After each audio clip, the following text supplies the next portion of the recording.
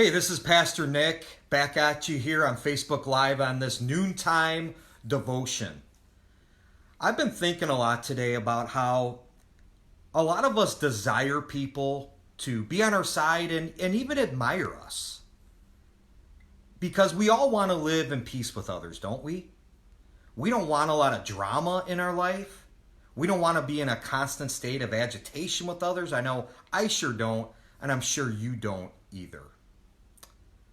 But sometimes, just sometimes, I think that we love our peace and quiet so very much that we actually start to step away from what we really believe in certain situations and in certain conversations. We might find ourselves even watering down the very foundation of what we're trying to build our lives on. So that brought me to Luke chapter 6, verse 26. In my studies this morning.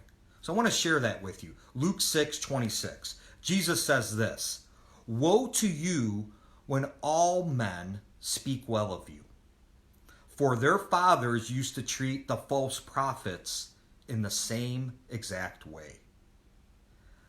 I am always amazed how Jesus just flips things around.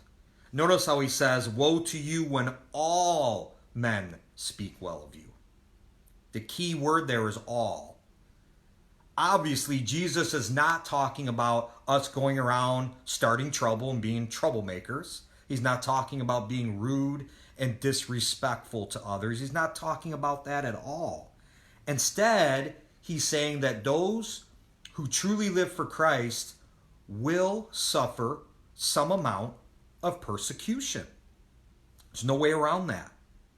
And I'll even go as far as to say this. If we are not getting persecuted in some way, then maybe we're not living out our faith in Christ in a bold way. I think we have to ask ourselves that as well. Have you ever met someone who has no fear of getting caught, even though they've done something even illegal? I've met people like that. Something is wrong when repeat criminals have no fear of the police. And have you ever noticed as well that a lot of these repeat criminals have nothing nice to say to the authorities, have nothing nice to say about the police? I think we can apply that to us. We shouldn't expect the world to admire us when we humbly yet boldly stand for God's true teachings. When we take a stand for our faith, there's a very, very good chance that someone's going to get offended, and they will let us know about that usually. Even though that's the case, I pray that we do not water down this message of Jesus. Now, may we present this message in love and compassion and grace and deep understanding of the situations people find themselves in and some of their past experiences. We must always do that, but may we not change the message of the gospel in a way that we want people to admire us. So I always try to end with some questions. So here's the soul Q&A for today's devotion. Am I stretched? Am I ever put in an uncomfortable position? Am I ever challenged in my faith? The follow-up to that is, if not, why not? May we all be asking ourselves that question.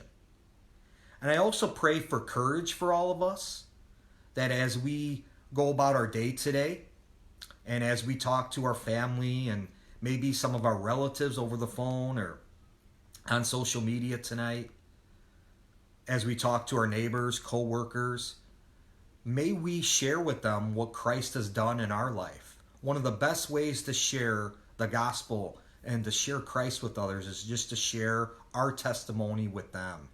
And I pray for wisdom and discernment as we do that.